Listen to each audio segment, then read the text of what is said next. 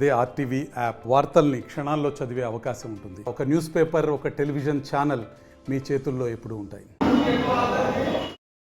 ఒక చిన్న ఆలోచన గుర్తుకొస్తుంది. చాలా రోజుల తర్వాత మీ దగ్గరకు వచ్చిన, అంటే ఎప్పుడో చిన్నప్పుడు సినిమాలో చూపించుంటే తగ్గిపోయి పెద్దగా నాకు వచ్చినట్లు ఉంది నా ఫీలింగ్.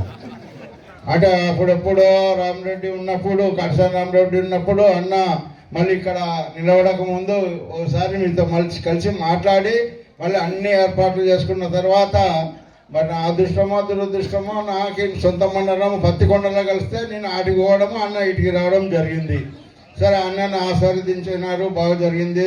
మరి అదేవిధంగా మరి కోట్ల సూర్యప్రకాశ్ రెడ్డిని కూడా మీ ఆశీర్వాదాలు ఉంటాయని నేను ఆలోచన చేస్తున్నాను తప్పకుండా. ఈరోజు మరి అంటే చాలామంది అనుకుంటే కొత్త వాళ్ళని ఆ బుగ్గన ఫ్యామిలీ మంచిది కదబ్బా ఎట్లా అంటే, ఒకప్పుడు మంచి ఫ్యామిలీ ఉండేది కానీ ఇప్పుడు జల్లాడ పడితే మంచిగా ఇద్దరు ముగ్గురు తేలినారు తప్ప మరి అంత మంచి ఫ్యామిలీ అయితే కాదు. ఎందుకంటే ఇప్పటికి కూడా బుగ్గన రాజేంద్రనాథ్ రెడ్డి ఇంటికాడ గేట్ ఉన్న విషయం మీకు తెలుసు. ఆయన ఇంటికాడ గేట్ ఉందా, మా ఇంటికాడ గేట్ ఉందా, ఎవరైనా వచ్చి కూర్చొని మాట్లాడవచ్చు. కానీ ఈరోజు గేట్ పెట్టిన ఘనత ఆయన జరిగింది. నాకే చదువుకున్నవంతుడు, విద్యావంతుడు, ఏదో ఈ రాష్ట్రానికి, ఈ జిల్లాకి, మళ్ళీ గ్రామానికి మేలు చేస్తారు, ఈ మండలానికి మేలు చేస్తాడు అనుకున్నాను. కానీ మళ్ళీ ఈ రాష్ట్రాన్ని అప్పుల పాలు చేస్తాడనుకోలేదు రాష్ట్ర ఆర్థిక మంత్రి. అంటే ఈరోజు మన నెత్తి మీద 2.5 లక్షలు 3 లక్షలు అప్పులు పెట్టినాడు అంటే మనకు తెలియదు. ఏడప్పుడు తీసుకున్నావా, మనం ఎప్పుడు రాసిస్తే ప్రాంతం నోటు అనే ఆలోచన రావచ్చు మీకు. కానీ మీకు తెలియకుండానే మీకు ఇంటి పన్ను ద్వారా కానీ, నీటి పన్ను ద్వారా కానీ, మళ్ళీ ఎలక్ట్రికల్ పన్ను ద్వారా కానీ మళ్ళీ అవన్నీ చేసేసి గవర్నమెంట్ని ముందరికి నడిపియాలా. సంక్షేమ కార్యక్రమాలు ఇస్తున్నాం, మాకేం కాదు, వైఎస్ఆర్ పార్టీ మాకు 30% ఓట్లు ఉన్నాయని చెప్తున్నారేమో. కానీ ఈరోజు మీ నుండి నష్టపోయిన వాళ్ళు ఎంతమంది ఉన్నారంటే, భవిష్యత్తులో పిల్లలు ఒక మళ్ళీ ఉద్యోగాలు ఇచ్చారా అని నేను అడుగుతున్నా. ఏదైనా కానీ వాళ్ళ కాళ్ళపైన వాళ్ళ సొంతంగా నిలబడి వాళ్ళు సంపాదించుకునే విధంగా మీ రూపకల్పన, మీ ప్రణాళిక ఉండాలి. కానీ మీరు ఏదో మేము ఫ్రీగా ఇస్తున్నాము అని అంటే ఎవరు సొమ్ము ఇస్తున్నారు?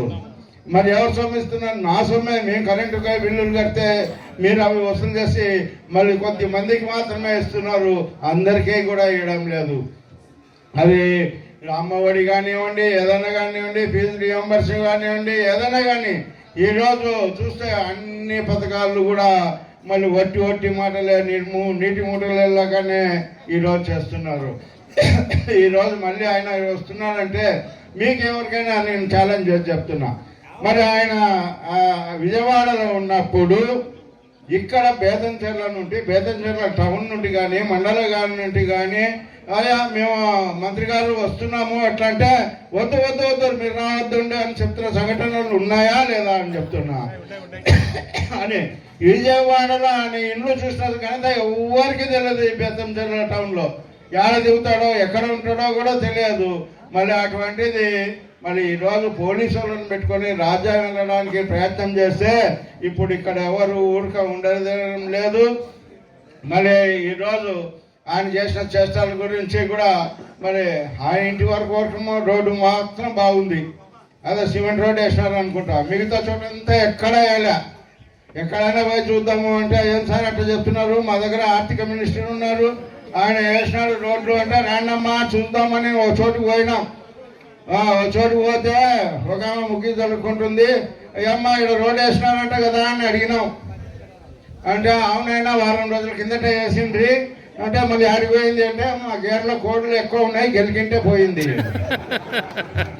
అట్లా ఉంది. వాళ్ళ ఇంటికాడ మాత్రం గట్టి రోడ్డు వేసుకున్నాడు, మిగతా గేటు పెట్టుకున్నాడు, మిగతా వాళ్ళ సంగతి ఏం పట్టించుకోలే. మరి అటువంటి ఈరోజు ఈ మండలాన్ని పట్టించుకున్నాడు, ఈ జిల్లానే పట్టించుకున్నాడు, ఈ రాష్ట్రాన్ని మళ్ళీ తెగ నమ్మిన వ్యక్తికి మనం ఓట్లు వేస్తే ఈ రాష్ట్ర పిల్లల భవిష్యత్తు ఏ విధంగా ఉండబోతుందో ఒక్కసారి ఆలోచన చేయండి అని చెప్పేసి మీకు తప్పకుండా మా సూర్యప్రకాశ్ రెడ్డి గారిని మీరు అత్యంత మెజార్టీతో గెలిపిస్తే ఆయన భవిష్యత్తులో డిప్యూటీ సీఎం కావడానికి అవకాశం ఉంది అని చెప్పేసి ఈ సందర్భంగా కూడా నేను తెలియజేస్తున్నా.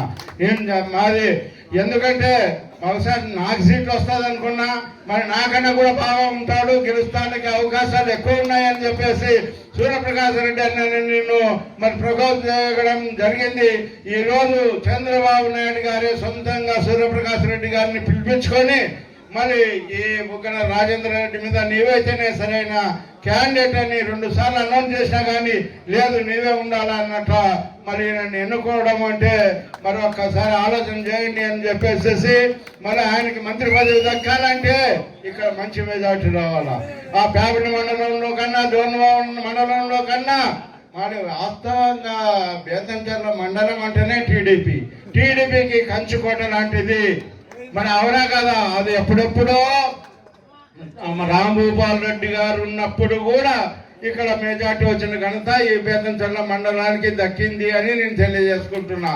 మరి అటువంటిది తిరిగి మరి తప్పకుండా 2 మండలాలలో కన్నా ఎక్కువ మెజార్టీ ఇక్కడ రావాలని చెప్పేసి నేను తెలియజేసుకుంటున్నా. మరిన్ని వీడియోస్ కోసం ఛానల్ ని సబ్స్క్రైబ్ చేయండి, లేటెస్ట్ అప్డేట్స్ కోసం వాట్సాప్ ఛానల్ ని ఫాలో చేయండి అండ్ లింక్ డిస్క్రిప్షన్ లో ఉంది.